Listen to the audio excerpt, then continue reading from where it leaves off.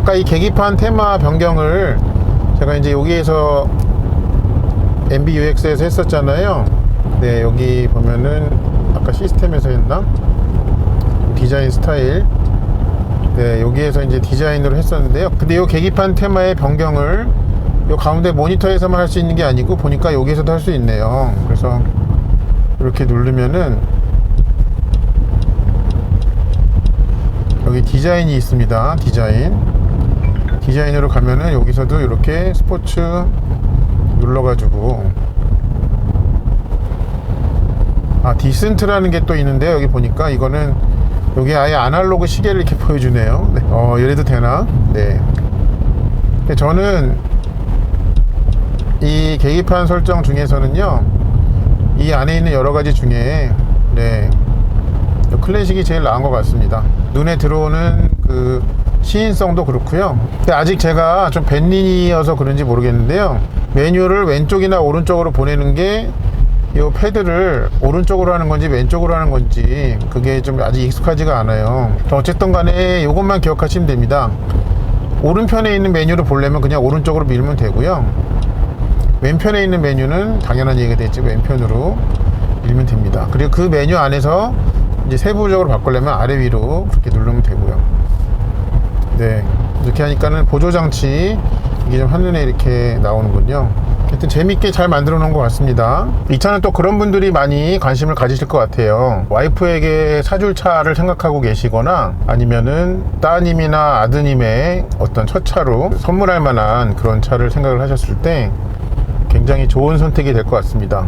그리고 그분들에게 아마 두고두고 좀 칭찬을 받지 않을까 하는 그런 생각이 좀 많이 듭니다. 근데 이제 그런 분들께 뭐 한 가지 좀 유의할 만한 그런 사항을 좀 말씀을 드리면, 이 차가 여러 가지 이유 때문에 특히 국내에서 어떤 이제 보조금 정책이나 이런 거랑 맞물려 있어 가지고 계약을 하고 나서 좀 차를 언제 받을 수 있을지 납기를 예측할 수가 없잖아요. 그렇기 때문에 누군가에게 선물을 하시더라도 계약해놨다는 거를 좀 비밀로 해놓으시면 어떨까 합니다. 그렇지 않으신다면 생각날 때마다 여러분이 질문을 받으실 수 있습니다. 아니, 나한테 선물해준 그 차 언제 나오는 거냐, 정말 산 거는 맞느냐. 또 여러분은 또 담당 영업사원에게 연락을 해야겠죠. 근데 그런다고 해서 또 딱히 답이 나오는 것도 아니고, 그렇기 때문에 선물을 해 놓으시되 그거를 약간 좀 시크릿으로 그렇게 해 놓으시고, 계약하신 본인 여러분도 조금 그거를 조급하게 생각하지 마시고 좀 시간을 좀 텀을 여유 있게 생각을 하신다면 그럼 모두에게 평화가 찾아오지 않을까, 그리고 그 다음에 해피데이가 찾아오지 않을까 하는 그런 생각이 좀 듭니다. 지금 이제 배터리 80% 남았는데요, 76km 탔습니다. 그럼 이거 곱하기 5를 하면은 380km라는 게 나오죠. 물론 가봐야지 알겠지만요, 사실은. 그리고 지금은 그러니까 아주 더울 때도 아니고 추울 땐 당연히 아니기 때문에 굉장히 전기차가 좀 주행 가는 거리를 뽑아내기가 좋은 그런 시즌이긴 합니다. 그러니까 제가 이번 영상에서 보여드리는 주행 가는 거리는 어떻게 보면 좀 상한선이라고 보시면 무리가 없을 것 같아요. 또 계속 가보도록 하겠습니다. 제가 이 차에서 좀 재미난 모드를 하나 찾아가지고 소개를 드릴게요. 이 설정에 가면요, 퀵 액세스에 잘 본 적이 없는 그림이 있습니다. 세차 모드라고 돼 있더라고요. 이제 최고 속도가 20으로 제한되고, 미러를 접고 주차 센서를 끄고 레인 센서 끄고 뒷유리 와이퍼 끄고 윈도우가 닫혀 있다고 해요. 그래서 요거를 한번 살짝 윈도우를 내리고 이걸 눌러 볼게요. 그러면 각 항목에 이렇게 체크가 되면서 윈도우가 닫히는군요. 이걸 중지를 하면은 미러는 다시 펴지는데요, 보면은 아까 제가 내렸다가 자동으로 닫혔던 윈도우는 다시 내려가지는 않네요. 그래서 이런 것도 좀 재밌습니다. 제가 좀 벤린이어 가지고 이거를 좀 재밌게 보는 건지는 모르겠는데 어쨌든 생활 속에서 좀 편리할 것 같습니다. 그리고 이제 전기차 리뷰를 찍으면 가끔 질문 주시는 것 중에 하나가 이 회생제동으로 차를 멈추어 세워가지고 그 정차 상태가 유지가 되는지, 그러니까 브레이크 홀드에 의하지 않고 그걸 질문을 주시거든요. 그거를 한번 되는지 한번 볼게요. 회생제동은 제일 지금 높은 단계로 해놨습니다. 차가 이제 제가 좀 설지 안 설지 모르기 때문에 최대한 좀 이거를 안 밟고 있어요. 자, 지금 완전히 제가 브레이크로 밟아 세웠는데요, 브레이크를 띄면 이렇게 크리핑이 있죠. 네, 그러니까 이 회생제동만 가지고는 정차 상태는 유지는 안 된다. 자, 보세요. 이렇게 이 서 있을 때 브레이크에서 발을 떼면 앞으로 슬금슬금 가죠. 네, 그 말씀을 드리는 것입니다. 제가 앞서 다른 전기차의 리뷰에서도 좀 여러 번 소개드린 적이 있는데, 한 번만 다시 소개를 드리려고 하는 것은요, 전기차는 이제 발표되는 세 가지의 그 에너지 효율 있죠. 도심, 고속도로, 복합. 그 중에 항상 전기차는 도심이 가장 좋죠. 그런데 엔진차는 그렇지 않잖아요. 고속도로가 제일 그 숫자가 높잖아요. 그 차이에 대해서 좀 다시 한번 말씀을 드리려고 합니다. 먼저 엔진차를 말씀을 드리면요, 엔진차는 속도가 어느 정도 올라가면은 기어가 올라가고 이렇게 계속되죠. 그래서 고속주행으로 하면은 낮은 엔진 회전을 가지고 더 많은 거리를 간단 말이에요. 그래서 고속도로 기준 연비가 제일 좋습니다. 반면에 전기차는 그렇게 변속되는 변속기가 없어요. 한 단으로 모든 속도를 커버를 하기 때문에 속도와 그 다음에 전기 모터의 회전수가 비례를 하는 거예요. 그러니까 모터가 천천히 돌면 돌수록 에너지 효율이 좋겠죠. 그래서 제일 속도가 낮은 도심에서의 그 전비가 제일 뛰어나게 되는 거고요. 반면에 고속도로에서는 바꾸는 기어가 없기 때문에 고속도로 속도로 가려면 모터가 굉장히 빨리 돌아야 되는 거예요. 그래서 고속도로에서의 전비가 제일 떨어진다, 그런 반대의 특성이 있다 하는 점이 변속기가 있고 없고의 차이에 의해서 발생하는 점이 있어서 한 번만 더 소개를 드렸습니다. 이렇게 좀 운전한 시간이 어느 정도 길게 돼서 좀 피로함이 느껴진다 라고 했을 때는 아까 그거를 다시 켜면 되죠. 여기 웰빙 가가지고 요 시트 키네틱 그거를 키면은, 네, 운전석을 등받이와 바닥 부분을 미세하게 위치 조정을 조금씩 바꿔주죠. 근데 이거 바꿨다고 해가지고 무슨 요 핸들을 잡는 팔에 이렇게 거리나 이것까지 영향을 줄 만큼의 큰 각도나 높이는 아닙니다. 그것도 좀 참고적으로 말씀드립니다. 근데 요것도 보면은 이제 다시 키면 작동하는 시간의 길이가 좀 있는 것 같아요. 시간 여기 보면은 그러니까 단기, 중간, 장기 이렇게 있군요. 그러니까 이걸 한번 켜면은 이게 작동을 유지하는 시간의 길이 같아요. 그리고 이렇게 고속화도로나 고속도로에서 그냥 쭉 뻗은 길을 마냥 갈 때 있잖아요. 네, 그렇게 편할 수가 없습니다. 이대로 마냥 갈 수 있을 것 같은 착각이 들 정도예요. 네, 물론 이 차의 속도를 더 높여보면 또 더 편안함이 있겠지만 얘는 변속기가 없기 때문에 그 최고 속도가 160km까지라고 제원표에 그렇게 되어 있습니다. 엔진이 달려있는 벤츠들이 이제 보통 많이 정평이 나 있는 200km 이상으로 가더라도 좀 마냥 편안한 그것까지는 느껴볼 수가 없지만, 그거의 어떤 에피타이저라고 할 수 있는 요 정도의 속도로 이렇게 쭉 갈 때는 정말이지 너무 편합니다. 네. 또 이 차에게 아쉬운 점은 없는가 라고 생각을 해봤을 때 있습니다. 뭐냐면 전기차로서의 어떤 외관상 보이는 차별점이나 존재감이 좀 매우 약하다는 생각입니다. 그거는 EQC도 마찬가지로 안고 있는 점이었는데요. 그러니까 여느 엔진이 있는 이제 동급의 다른 그 같은 클래스와 좀 비교를 해보면은 앞에 이렇게 헤드라이트 사이에 얇은 그 조명띠가 있는 것과 그릴이 투명하게 막혀 있다는 정도, 그 외에는 이렇게 외관상 특출나게 그 드러나는 차별점이나 네, 그런 게 좀 없다라는 점이 있습니다. 뭐 EQS나 아니면 얼마 전 발표된 EQ2만 하더라도 좀 기존 어떤 S클래스나 E클래스와 좀 선을 긋는 그런 디자인의 고유성이 있는데요, EQA는 아쉽게도 좀 그런 점이 없다는 점을 말씀을 드립니다. 또 이 EQA에서 조금 아쉬운 점이라고 한다면요, 어떤 드라이브 모델을 바꿨을 때 특히 이제 뭐 청각적으로 어떤 차별이 없는 것, 또 시각적으로 좀 뭔가 다이나믹해진다, 이런 종류의 그 눈에 띄는 변화가 없는 점이 조금 슴슴하게 느껴져 가지고 그게 좀 아쉽게 생각을 합니다. 특히 요즘에는 뭐 이제 가상 사운드라든지 이런 거로 조금 스포츠 모드를 놨을 때 하나의 재미 요소로 주는 경우들이 있는데 좀 그렇지는 않습니다. 이 차는 이 차의 태생 자체가 그런 목적으로 태어난 것은 아니기 때문에 너무 뭐라 할 일은 아니긴 하지만 좀 그렇습니다. 그리고 이렇게 풀 디지털 디스플레이로 하다 보니까 좀 좋은 점이 있네요. 여기 핸들의 왼쪽 버튼을 눌러가지고, 그러니까 그 마우스 같은 이거를 아래 위로 이렇게 바꾸면요, 요 왼쪽 섹션, 가운데 섹션, 오른쪽 섹션 각각을 내가 원하는 조합으로 이렇게 할 수가 있네요. 네, 지금 여기는 이렇게 돼 있고, 그 다음에 이제 요 가운데 부분, 여기는 뭐 계속 이렇게 아래로 누르면 되고요.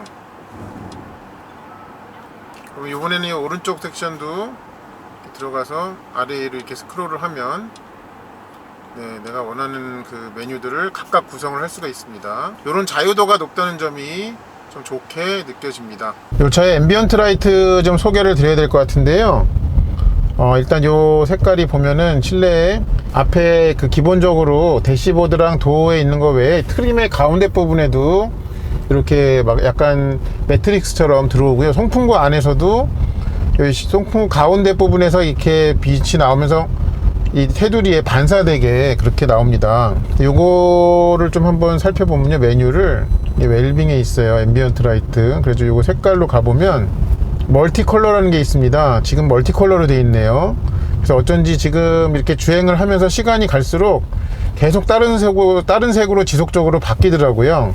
그래서 이제 그거가 종류가 지금 보면은 4종류, 8, 9, 10종류가 있군요. 네, 그렇게 10종류 중에 하나를 고르면 그러면 그 안에서도 계속적으로 이 조명의 색깔이 지속적으로 바뀌더라 하는 게 있습니다. 그리고 만약에 그렇게 바뀌는 거를 원하지를 않고 특정 색깔로 좀 고정하고자 한다면은 이렇게 멀티 컬러를 선택을 안 해주시면 돼요. 그러면 이렇게 돌리면은 그걸로 맞게 바로바로 이렇게 색깔이 바뀌죠. 근데 이거는 제가 이 가지수를 셀 수가 없습니다. 네, 제 시력의 한계입니다, 여러분. 네, 하여튼 좌우지간 많다 정도로 좀 말씀을 드릴 수가 있겠습니다. 다시 멀티 컬러로 가보면요, 파이어 레드로 한번 해볼게요. 이렇게 하면은 이제 처음에 빨갛고 보면은 여기 부분과 송풍구는 또 색깔이 다르죠. 네, 그래서 이렇게 이 섹션별로 좀 색깔이 다르게 조합을 해놓네요, 보니까. 이것도 이제 뭐 주행하다가 이 앞에 트림은 만질 일이 없지만 송풍구는 방향 조절이라든지 아니면은 뭐 이렇게 열고 닫는 거 그런 걸 할 수가 있잖아요. 그래서 이렇게 좀 나눠놓은 것이 아닌가 생각이 됩니다. 재밌습니다. 지금 어떻게 보면 퇴근 시간에 극악으로 막히는 시간인데요. 그러니까 이런 교통 상황이 전기차에게는 가장 편안한 시간이죠. 가장 조용하고 그 다음에 가장 어떻게 보면은 그 전비도 좋은 그 두 가지를 다 갖추고 있기 때문에 정체 구간에서의 주행하는 게 전기차에서는 조금 다른 의미로 받아들여진다 하는 점을 말씀드릴 수 있겠습니다. 그래도 목적지까지 빨리 못 가는 거는 마찬가지긴 해요. 네, 그렇습니다. 이 차의 브레이크 페달 필링을 좀 말씀을 드려야 될 것 같은데요. 일단 처음 밟을 때부터 굉장히 무거워요. 묵직하게 밟힙니다. 그렇다고 해서 이 전기차에 항상 있는 브레이크 페달 처음에 그냥 페달만 움직이는 그 구간이 여전히 얘도 있습니다. 그렇기 때문에 운전자가 이런 착각을 하기가 쉬워요. 그러니까 페달이 묵직하게 밟히니까 브레이크도 처음부터 잘 잡히겠구나 하는 생각을 하게 되거든요. 근데 처음 이제 습관대로 발목만 조금 움직여 가지고 페달을 밟았는데 근데도 제동력이 크게 늘어나지 않아요. 그래서 그때 가서 뒤늦게 브레이크를 더 세게 밟으면 이제 제동력이 본격적으로 나오기 시작을 합니다. 그러니까 여전히 페달이 밟히는 감각의 무게만큼은 이제 처음부터 무겁게 세팅이 되어 있기는 하지만은 처음에는 이 실제 기계 브레이크가 작동을 안 하다가 나중부터 작동하는 특성은 똑같기 때문에 그래서 이 페달을 밟은 깊이와 제동력이 올라가는 그거가 좀 이렇게 리니어하지 않은 점은 얘도 여전히 갖고 있습니다.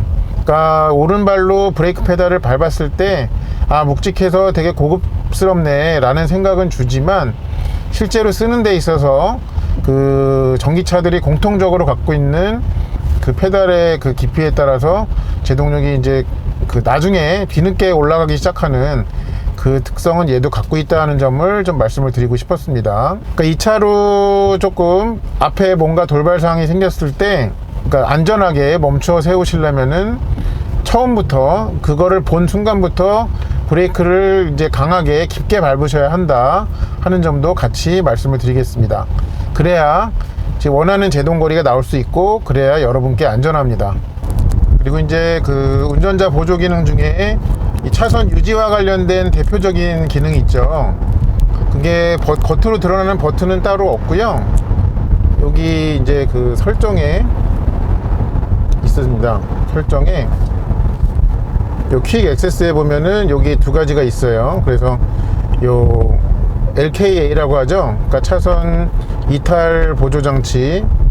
그 다음에 요거는 뭐 차로 유지 보조라고 해야 될까요? 차선 유지 장치 두 가지가 다 켜 있고, 그 다음에 계기판에 보면은 두 가지 아이콘이 다 표시가 되는데, 아까 이제 주행을 통해 가지고 요 LKA, 그러니까 차선 유지 보조는 이 속도계 기준으로 55km 넘으면서부터 이 활성화가 되는 것을 확인을 했습니다. 그런데 요 그러니까 핸들 모양이 그려 있는 요 아이콘은요, 요거를 화면상에서 아무리 활성화를 해 놔도 이것만 독립적으로는 활성화가 되지 않습니다. 그 대신에 이렇게 가다가 디스트로닉을 켜면, 그러면 그때 이제 그거와 디스트로닉과 연동해 가지고 그때 가서야 이제 작동을 합니다. 그래서 그런 점이 있다는 점도 참고적으로 말씀을 드리겠습니다.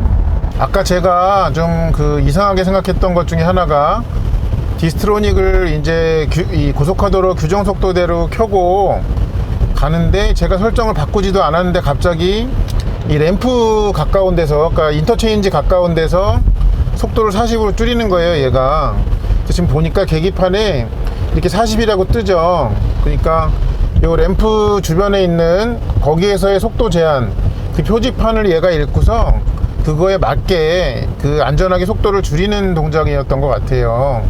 그래서 제가 그게 좀 이상해 가지고 그렇게 강제적으로 속도를 40으로 줄였을 때 다시 가속 페달을 그냥 밟으니까 원래 제가 그 설정해 놓은 속도대로 정상적으로 올라가더라고요. 네. 그래서 이게 어딘가에 조금 이 기능을 비활성화하는 방법이 있을 것 같긴 한데, 제가 그거는 좀 답을 찾지 못했습니다. 근데 지금 자꾸 띵똥거려 가지고 이렇게 보다 보니까, 네, 저쪽 방향에 40km 그 표지판, 속도 제한 표지판을 읽고서 얘가 그러는구나 하는 것을 알게 됐습니다. 이렇게 이제 외곽순환 고속도로를 제가 규정 속도에 맞게 100km로 디스트로닉을 켜놓고 이렇게 가다가 얘가 이제 램프가 나오잖아요. 그럼 거기서는 제한 속도가 낮아진단 말이에요. 그 표지판을 보고서 저는 그냥 제 갈 길을 가는 것 뿐인데, 그 낮아진 램프 제한 속도에 맞게 속도를 줄이더라고요, 알아서. 아까 강북간변을 탈 때도 여러 번 좀 그런 거를 느꼈는데요. 제가 처음에는 심증적으로만 왜 이러지 라고 생각을 했는데, 아무리 찾아봐도 얘가 이 전방에 표지판 제한 속도를 인식해 가지고 그거를 디스트로닉에 반영하는 것으로 그렇게 좀 결론을 스스로 내렸습니다. 그래서 이제 잠시 뒤에 이 고속도로를 나가는 램프가 나올 텐데요. 거기에서 얘가 또 속도를 좀 알아서 줄이는지 그걸 한번 보겠습니다. 만약에 얘가 거기서 또 속도를 줄이면 저의 심증이 단순하게 심증만이 아니었다는 것을 알게 될 것 같아요. 지금 제가 100km로 디스트로닉을 맞춰놨습니다. 아직까지는 100km 표지판밖에 안 보이죠. 지금 얘가 줄이는 거는 앞차가 줄여가지고 그런 거고요. 한번 볼게요. 이 램프로 나가는 제한 속도가 낮아진 표지판이 있는지, 그게 있다면 아마 얘가 거기에 맞게 반응을 할 것입니다. 저기 40이라고 저기 있죠. 근데 얘가 인식을 지금 못했네요. 네, 인식했네요. 인식을 하니까 지금 크루즈를 얘가 알아서 줄이죠. 지금 저는 본선으로 가고 있는데, 네, 이렇게 줄여요. 이럴 때는 당황하지 마시고 그냥 가속 페달을 밟으시면 돼요. 그러면 원래대로 제가 맞춰놓은 그 크루즈의 속도로 원상복귀를 합니다. 그러니까 다시 한번 정리해서 말씀을 드리면요, 고속화도로를 가는데 얘가 이 출구에 있는 램프의 낮아진 제한 속도를 보고 이 고속화도로 본선에서 속도를 알아서 줄일 거예요. 그럴 때 당황하지 마시고 그냥 가속 페달을 밟으시면 원래 맞춰 놓으신 속도대로 간다, 그것만 기억을 해 주시면 되겠습니다. 여기 모니터를 보시면은 지금 배터리가 50% 남게 됐습니다. 그렇게 될 때까지의 제가 주행한 거리는요 208km 정도 됩니다. 그러니까 요거에 곱하기 2를 하면은 뭐 400km를 좀 넘는 420km 정도 되는 그런 계산이 나오긴 하는데, 제가 또 주행하다가 좀 남겨보도록 하겠습니다. 자, 또 중간 기록을 남길게요. 지금 이제 배터리가 25% 남았습니다. 그러니까 전체에서 4분의 3을 쓴 거죠. 그렇게 하고서 주행을 제가 한 거리가 320km를 넘게 주행을 했고요. 아직 나머지 25%로 126km를 더 주행할 수 있다라고 나옵니다. 그러니까 요 둘을 숫자를 합하면은 대략 440km대까지 나온다고 그렇게 얘기를 하는 거고요. 물론 전기차를 0%가 될 때까지 전기를 다 쓰고 가시는 분은 안 계시죠. 최소한 10%나 20%는 남기고서 충전을 하시게 되는데, 또 여의치 않게 최대한 주행거리를 뽑아야 될 때도 있잖아요. 네, 그렇게 했을 때는 그 정도도 가능하다라는 그런 이해를 돕기 위해서 이 결과를 좀 말씀드리는 거고요. 저는 물론 더 타볼 겁니다. 그리고 여기 이제 배터리 그 잔량 그 표시 보면은 4칸으로 나뉘어져 있죠. 그러니까 4분의 1씩 4칸으로 나뉘어져 있는데, 각 4분의 1당 최소 80km에서 최대 100km의 주행을 가능하다 라고 단순 계산으로 좀 할 수가 있을 것 같아요. 아니면은 여기 이제 배터리 퍼센트가 나와 있잖아요. 그러니까 그 1%당 한 3km에서 4km 정도 간다 라고 계산을 하면은 일단은 큰 오차가 아닐 것 같습니다. 여기 표시계 눈금으로는 25%한 칸당 80에서 100km 정도, 아니면은 여기 배터리의 퍼센티지 기준으로는 1%당 3에서 4km 정도로 계산하시면 될 것 같습니다. 조금 더 주행해 볼게요. 자, 이제 드디어 배터리가 10% 남게 됐습니다. 제가 아까 100%부터 이제 리셋을 하고 사용을 했잖아요. 그래서 그러니까 어떻게 보면은 배터리의 사용 가능 구간의 90%를 쓴 거죠. 그렇게 했을 때 396km 가까이 정도를 탔습니다. 보통 이제 10% 이상일 때 이제 충전기에 물리시는 편이기 때문에 이게 어떻게 보면은 실제 이 차가 할 수 있는 그 배터리 실사용 구간에서의 실질적인 주행 가능 거리라고 생각을 합니다. 물론 이제 한겨울이 되고 이러면은 요거보다는 20-30%가 줄어들겠지만, 어쨌든 간에 국내에서 측정해서 발표된 306km보다는 10%를 남기고 사용을 했을 때에도 그거보다는 훨씬 높은 숫자가 가능하다라는 의미 있는 결론을 내릴 수가 있다고 생각을 합니다. 요거까지는 일단 확인을 했고요. 저는 그래도 실제로 잘 벌어지지는 않겠지만 요 배터리 남은 퍼센트를 최대한 다 끌어 써가지고 0%는 안 되게 할 겁니다만, 이 배터리한테 안 좋을 테니까 그렇게 했을 때 최대한 좀 그 몇 킬로까지 더 주행할 수 있는지를 조금 더 보겠습니다. 이 차는 배터리가 10%가 되니까요 경고를 띄우기 시작했습니다. 가까운 충전소를 검색하겠느냐, 빨리 충전하라는 얘기겠죠. 그래서 이제 10% 정도까지가 실질적인 사용 구간이라고 보시면 될 것 같습니다. 배터리가 이제 10% 아래로 떨어지니까요 계기판에서도 이제 충전량 부족을 알리는 경고가 뜨기 시작을 했습니다. 계기판의 이 배터리 잔량계에서도 배터리 그림과 이 막대 그래프가 색깔이 바뀌었죠. 경고를 알리는 오렌지색으로 바뀌었습니다. 배터리가 4%대 나오니까 이런 경고문이 뜹니다. 좀처럼 볼 수 없는 상황이라서 기록으로 남깁니다. 자, EQA의 배터리가 이제 3%밖에 안 남았어요. 그리고 제가 여태까지 조금 한 번 충전으로 주행을 한 누적 거리는 427km 정도를 탈 수가 있었습니다. 그런데 10% 아래까지 배터리를 쓰는 것은 배터리 수명 유지에 그렇게 좋지는 않기 때문에 그냥 이렇게 되기도 한다 정도로만 의미를 부여하면 좋을 것 같습니다.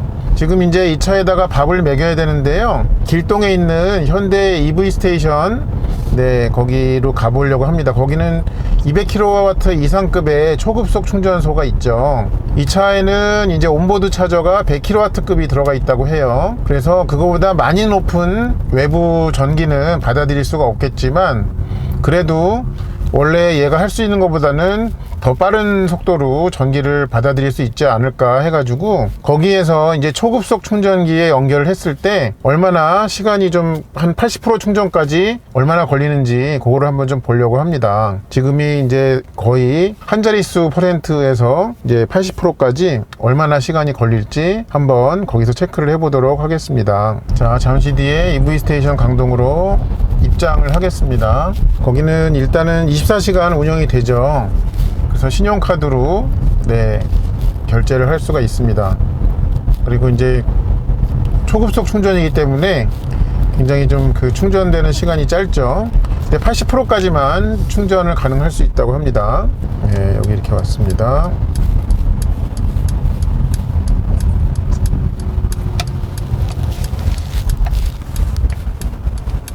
이렇게 EQA에 연결해 가지고 충전을 시작을 했고요. 차곡차곡 올라가고 있습니다.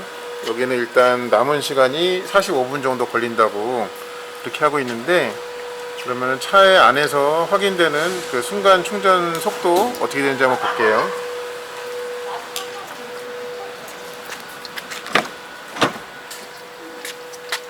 당연히 차량을 출발할 수 없다고 이렇게 나오고요. 지금 107kW로 지금 전기가 들어가고 있습니다.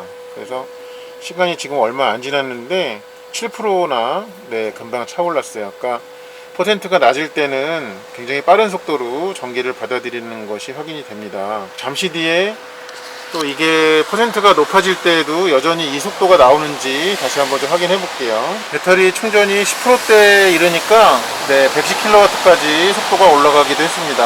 네, 20%대 충전에서는 충전 속도가 112kW까지 높아졌습니다. 지금 충전이 30%대에 왔을 때는 108kW 정도를 보이고 있습니다. 그러니까 108에서 110 정도가 이 차가 받아들일 수 있는 맥시멈인 것 같습니다. 40%대가 되니까 약간 받아들이는 속도가 느려졌습니다. 네, 50%대에 들어가니까 속도가 조금 더 낮아졌습니다. 충전 퍼센트가 50% 중반대가 되니까 100kW 아래로 속도를 떨어뜨렸습니다.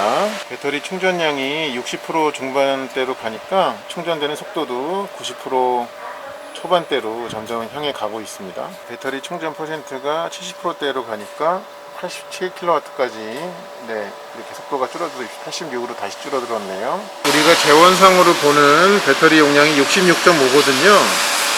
지금 54 정도가 채워졌는데 아직도 74%라고 나와요. 그러니까 여기서의 100%는 66.5 기준이 아니라 배터리의 총 용량인 79.8 기준인 것 같습니다. 그러니까 이 숫자 기준으로는 83%가 돼야 이게 66.5가 되거든요. 그렇게 되지 않을까 하는 생각이 됩니다.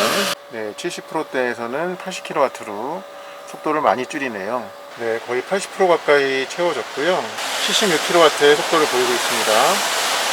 주행 가능한 거리가 403km로 보이네요. 지금 연결해가지고 총 29분 동안 57.2kWh를 충전했고요. 2만원을 썼습니다.